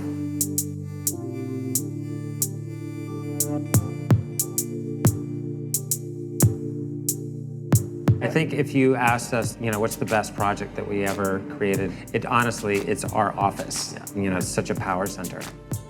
We know, even in the 20 years that we've been doing this, that what it means to work has changed so much. And we believe in the power of design to change behavior, to make the world a better place in which to ply your craft. Space can change behavior, like Brad's saying, for the better and also for the worse. And we think, so choose better. Yeah, choose better, exactly.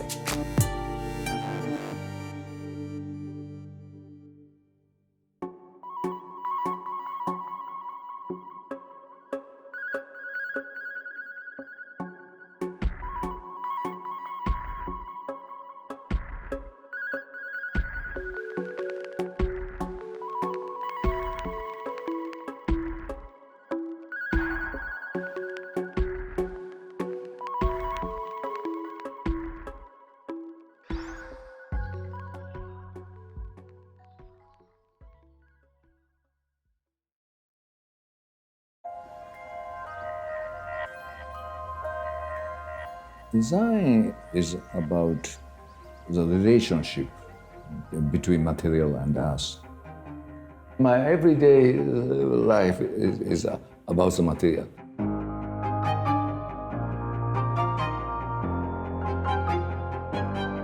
Your work has a spirit to it. It has a lightness to it, and it has a softness.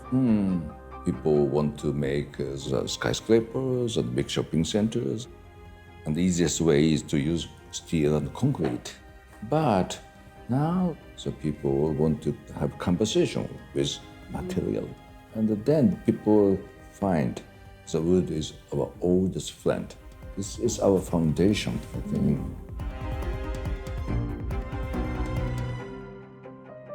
My family actually started from this very small wooden house.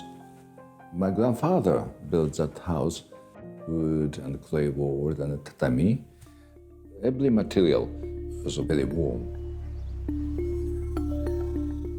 And we're in this incredible glass house that's just a mile away from Philip Johnson's glass house. What was that like for you? The original house by John Blackley itself is a beautiful monument of that period. And I add a wing as a series of the different design, but they still have some common identity.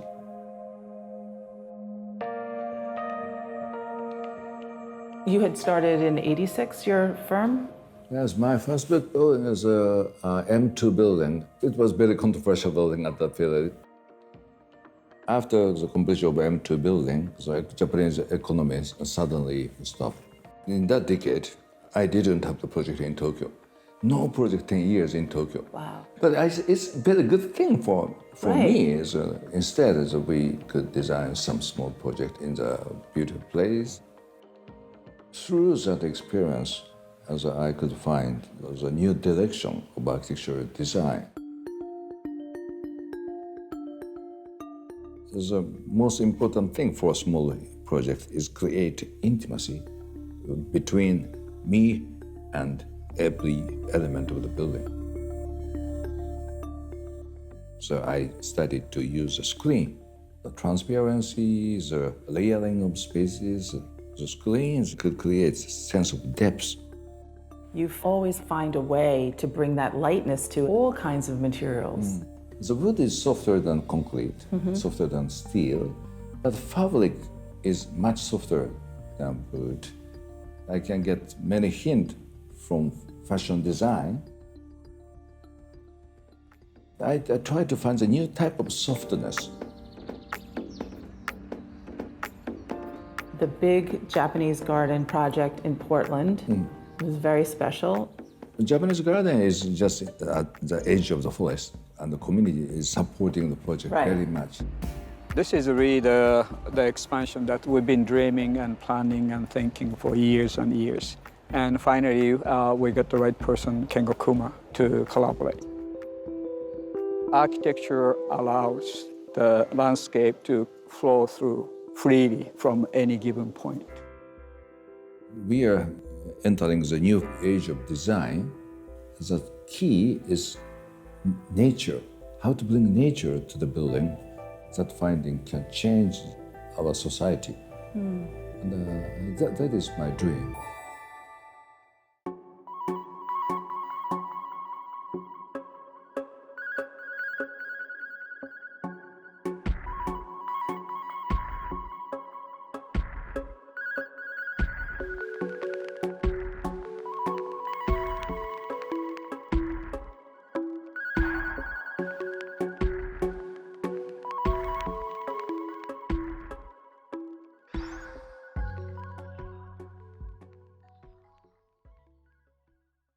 Hello, I'm Helene Oberman, Managing Director of Interior Design Magazine, and I'd like to welcome you to Products Live.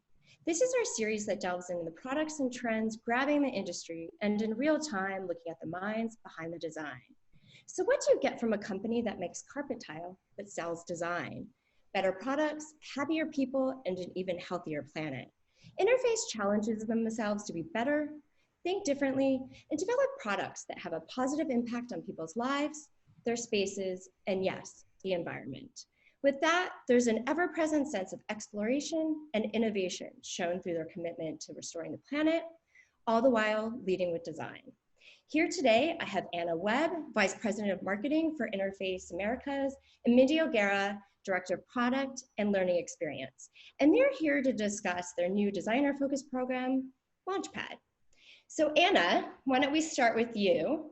So why don't you kick us off and give us a little introduction of this new program and really what was the impetus for launching Launchpad? Sure, thank you, Helene. I'm so excited to be here today. Yes, Launchpad is something that really came out of an idea that we needed to give our customers more product that was more kind of inspired blue sky type designs, not something that was always following a hard and fast need in terms of geography or vertical segment. Our designers are inspired every day to, come up with new designs based on what they're seeing around them. And we wanted to give them a platform to be able to do that. We also hear from our customers, the need to always have something new and innovative. And so this really kind of takes the handcuffs off of us. A lot of times we're tied to budgets and timelines, and this allows us to kind of take all of that away and just offer more product, more beautiful product, different textures, different patterns, different colors that really start to inspire our customers as well. It's something that it almost gives you more of these obscure opinionated ideas versus just broad-based kind of ideas for the full market.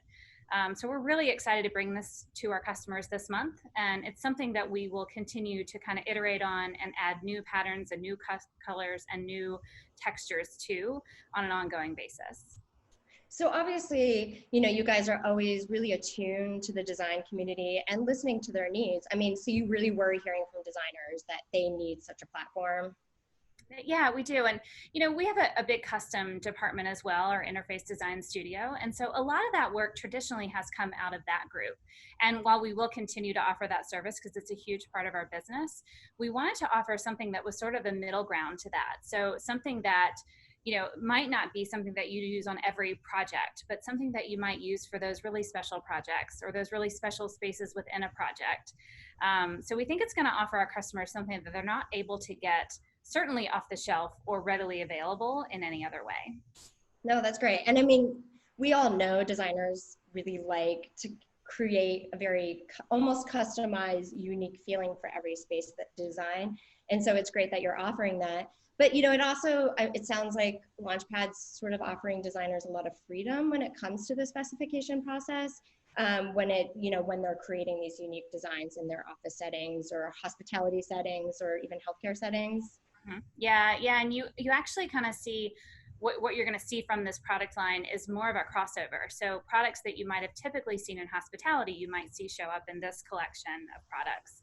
I think it also kind of mimics what you would see in a retail environment or a more B2C environment, where you see, more designs more quickly that are iterated and kind of come in and out versus, products that work for many different types of spaces for a long period of time. Certainly some of those may stay on for a long time, but we're able to kind of test and try things in a different way.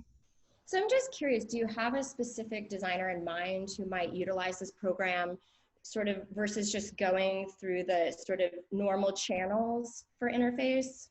And maybe I'll comment for a second, Mindy, and you probably have something to add here, but we definitely are focused on the interior designer, more that kind of early adopter or risk taker, somebody who is, as I said, kind of always looking for the new thing. You know, we have so many customers who they kind of see products and they're like, that's great, we'll use it on a few projects, but we want to move on to the next thing because they want to offer their customers something really new and different as well. So yeah, it's kind of that visionary group, if you will. Mindy, I don't know if you have anything to add to that. No, I think, well, absolutely, I do. I think you hit it right on the head. There are a lot of designers out there that really do want things to feel one of a kind. And, you know, sometimes it's not even just that kind of designer. Sometimes it's the project. You know, there might be a project that is really unique that they want to have almost a custom type look to it, even though this is not a custom product, but it does bring that type of flavor to it. So for the designer that is a little bit more nuanced, that really loves the creative process, that wants the next thing that's coming out, and is also full of innovation, because that's a lot of what we're going to see within Launchpad. So Mindy, continuing with that, how would you just really describe these specific product offerings that you find through Launchpad, and really how do they differentiate from the sort of existing products that you might have? Sure. Channels. You know, what's interesting, a lot of times when we launch a product offering, we really focus on that exact product. But what's different with Launchpad is it is this way we're going to market, and it's the kind of flow of design that's coming out of the interface design team. There is so much that happens behind the scenes that we're all like, oh, I want to give this to everybody. But sometimes that's not feasible. But with Launchpad, we're able to kind of channel a lot of design through this process and give these designers that are going to be drawn to this type of look and innovation access to that. So instead of really describing each individual product, I think what's important to note about this offering and this whole program is that you're going to see design take shape in new ways. And a lot of that will include innovation. You know, as a designer, my background is in design as well, and designers love things that are beautiful, but we also love things that are innovative. And so within Launchpad, we're gonna see the tufting process revolutionized in a couple of different ways. The first way is going to be through innovative technology advancements. You're going to see us be able to use the equipment to do some things that traditionally the tufting process just didn't do. And the results of what you see are very unique. Things that have very dynamic pile height shifts, a lot of precision, but then we can also create some very organic and kind of distressed type patterns too. So innovation with the technology, and then innovation in patterning as well. Here's what I mean by that. And some of these concepts you may have seen come up within some of our previous product offerings, but we're exploring it in new ways. And this has everything to do with what we call transitioning. You're going to see patterns that start in one area, but by the time you actually migrate the entire offering across the floor, it's shifted to a whole new pattern, but it's done it in a very organic way. I like to describe it as it feels as if the product kind of grew into place versus it being manufactured and laid by an installer. So very biophilic in essence. And we all know that biophilic design and the qualities that that can bring to the workplace just resonate with us as humans, especially during times like this. So innovation in technology, but also innovation in patterning, from transitioning and biophilic qualities, and really just to some dynamic looks. In fact, for those of you that know our consumer brand, Floor, we recently introduced a collection called Eris, the Eris collection. And it uses a lot of the same technology. So if you've seen some of that and you like it, you're really gonna love what you see in Launchpad. So what, how long was the development? Because I know you talked a lot about technology and especially with the tufting, where it was something that you weren't necessarily doing before. Was that a long process to take it from point A to point B to C and now to Launchpad? Well, you know what's interesting about design is it's a lot of times an iterative process. Sometimes we design by designing to a brief. Other times as designers, we explore things and something bubbles up and we're like, that's interesting. Let's walk closer to this. And that might go on for a little while. And I really think that's where Launchpad, probably some of the grassroots of Launchpad started, is in just this creative energy that's happening not only with our designers, but also with how they're exploring the machines and how they're working with the people that manufacture the machines for us. So I guess that's a long way to answer your question, but it really was kind of this iterative process of learning, designing, trialing things out. And Anna, feel free to jump in if you want to add on to this, but it is something that our team of designers just explored and over time saw some really great things and said, we got to share this. Yeah, Mindy, I'd say we kind of came to this point where we had a surplus of designs and, not a surplus of kind of time and resources to launch all of those products. Yes. And so that was the challenge ahead of us. How do we get all of these great things in front of our customers and allow them to use them on projects? And so this was a collective way to think about bringing products together from a route to market perspective versus one collective thread in terms of a product. So you have, a big compilation of varied products within one, grouping. And so that I think is where you find the power. And so I know you guys touched on it a little bit, but you guys have some really great collaborators, both sort of in-house and out-of-house in terms of the designers that you work with. But I think for this program, you're starting with the in-house interface design studio, correct? So actually, Helene, we do have a mix coming out to start. So we have designs from David Oakey and his Pond Studios. We also have designs from Carrie Pay and the Hive, which is our in-house design studio. Down the line, we're going to look to bring in designers from our design studio. And so that is a grouping of designers who lay out kind of designs on the floor with standard products, as well as custom designers who take specific projects for our customers and design. And so we see an opportunity in, again, this kind of surplus of designs that are coming from all our different designers that we can kind of bring together in one. So we're going to utilize all of them. No, it's great. I mean, it should be, right? Because you need all those voices, really. I'm really curious. So as Launchpad, you said, is launching this month of June, sort of obviously now is NeoCon, but moving forward, are you going to be tied to specific shows or seasons, or are you just going to be launching as some of these great new product designs come out? Yeah. I think we want to remain flexible there. We have committed, though, to our company that we will provide new designs at least twice a year. I think, the typical time frame for when we would introduce products, because we have a great platform to do so, is NeoCon. So I think, the next iteration of this will likely come in Q4 of this year.